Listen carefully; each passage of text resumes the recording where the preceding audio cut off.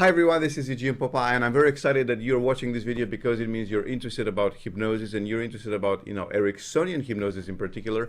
And we are super excited because right now I have with us, Richard Hill, who is very masterful, and he'll tell you exactly why he's so masterful.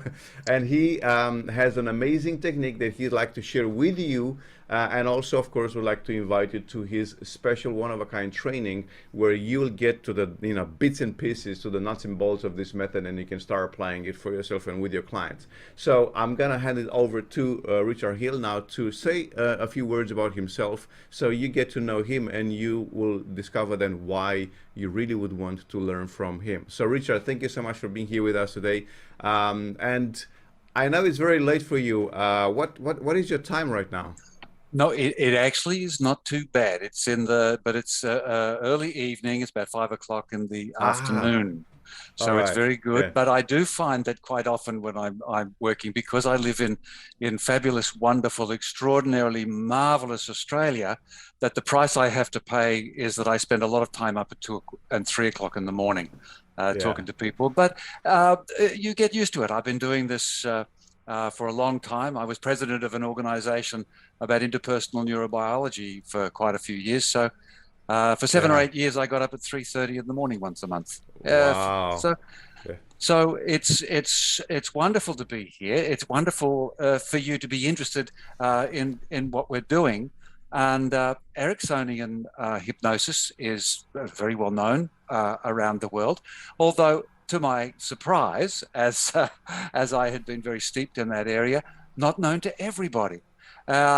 He really is the father of a branch of hypnosis, that moving away from the directive, and to some extent even away from the directly suggestive type of hypnosis, into something that's much more client and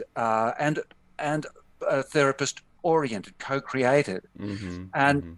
Erickson's principal student was a man named Ernest Rossi, who worked with him in the 1970s and produced with him and wrote most of the seminal texts that he had produced. And Ernest went there, and it's extraordinary, the similarity of our stories. He went there with one of his books, gave it to Erickson, and Erickson was not particularly impressed. To my great pleasure, when I gave him my book, Ernie Rossi was extremely impressed and wrote a beautiful piece about it, which enabled me to move forward. And I became indebted to him. I then became his apprentice. It was much more than just a mentor. I was an apprentice, and after about 13 years of work with Ernest, he asked me if I would write the Mirroring Hands textbook with him. And then he said, off you go and write it. And so he beautifully allowed me to have my name first on the title. But it was a long, long journey of learning a lot of stuff, because Ernest was a very grand taskmaster. Wow. So, when I was saying when I was talking, I was saying that you're very masterful, and I was kind of joking because we were joking about that. So you have 3 master's degrees on in different fields related to psychology and hypnosis. Is that correct? Yes, I've done what Ernest was very pleased about, even though he realized that I was also strangling myself with the bureaucracy. But I followed what interested me, and I studied what interested me in order to expand myself. And I found out that this is what Ernie called at the growing edge, to move beyond the growing edge. So I actually spent the first 25 years of my career as an actor and a singer and songwriter. And this was wonderful. And I had no idea that this was fantastic training for dealing with people, because I learned to be people. I learned to be all kinds of people. I was the goodie and the baddie. I was the murderer. I was the lover. And I realized how this was possible for people to have these changes. I was the traumatized. I was the madly in love. I was the negatively attached. I was the person with addiction. I was the person who couldn't give up. And this was great training.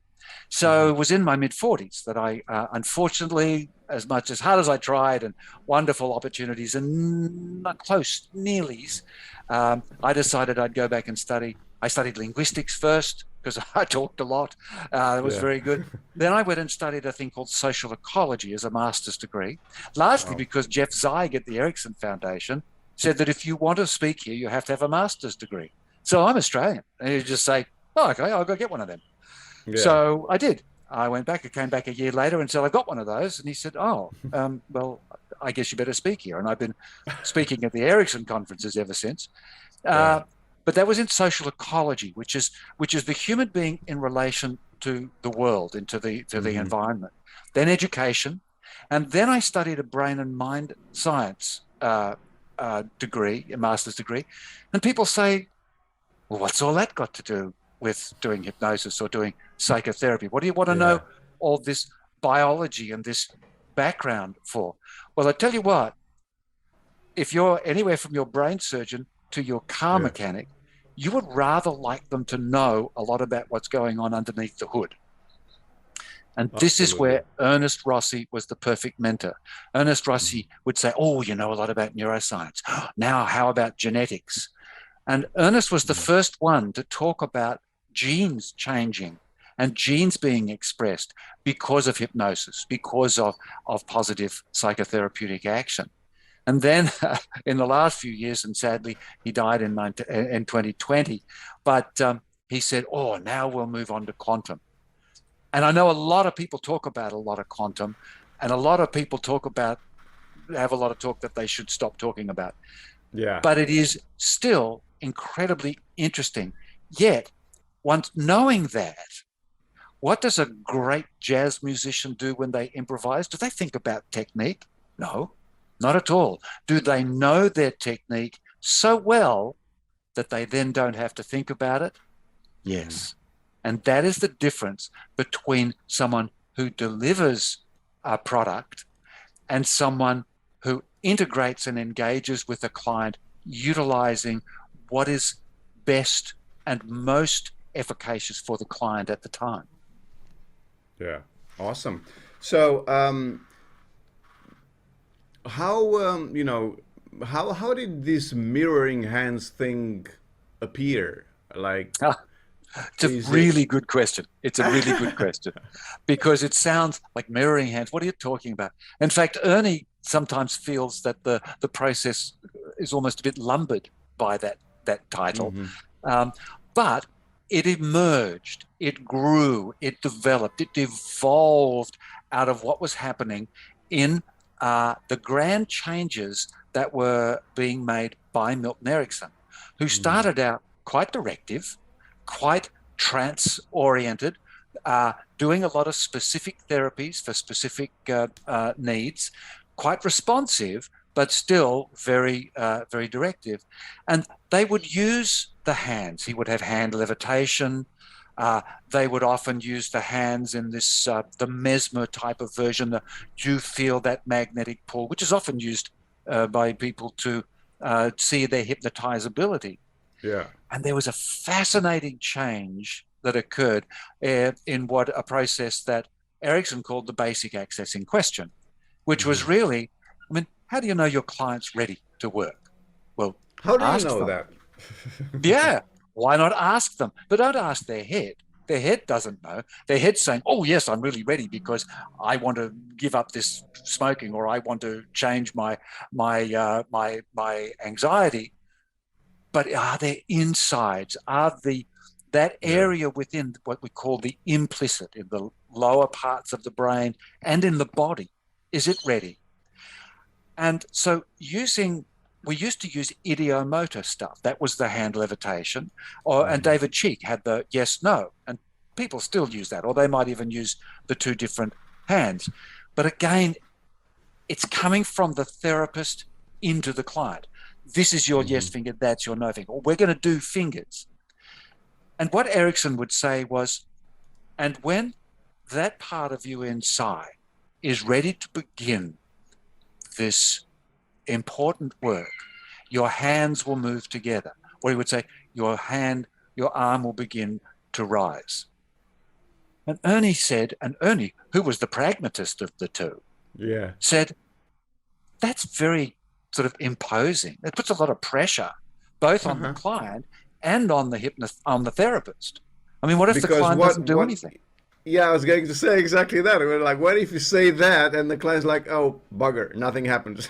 I'm not doing. The same as people say, put your fingers together. Now, you can't pull your fingers apart. You cannot pull your fingers apart. Bink. Oh, well, you did. Oh, okay. So all these things, put the fingers together, put these ones, you can't pull them apart. So when the therapist instructs the client to do something and they don't do it, there's a quandary. So Ernie said, why not ask them? So when that part of you inside is ready to begin this important work, I wonder, will your hands begin to move together? And away they would go. Now, what Ernie then found was even that was too directive. Yeah. Will your hands begin to move? Period. Will they come towards each other?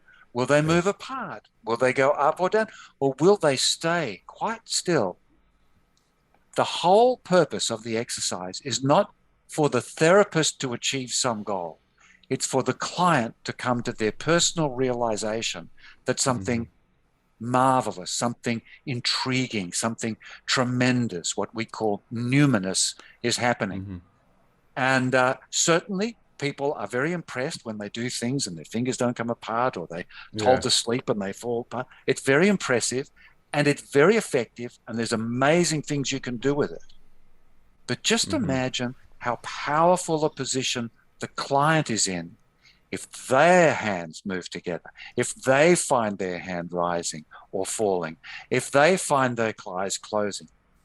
You know, I've never asked a client to close their eyes, ever.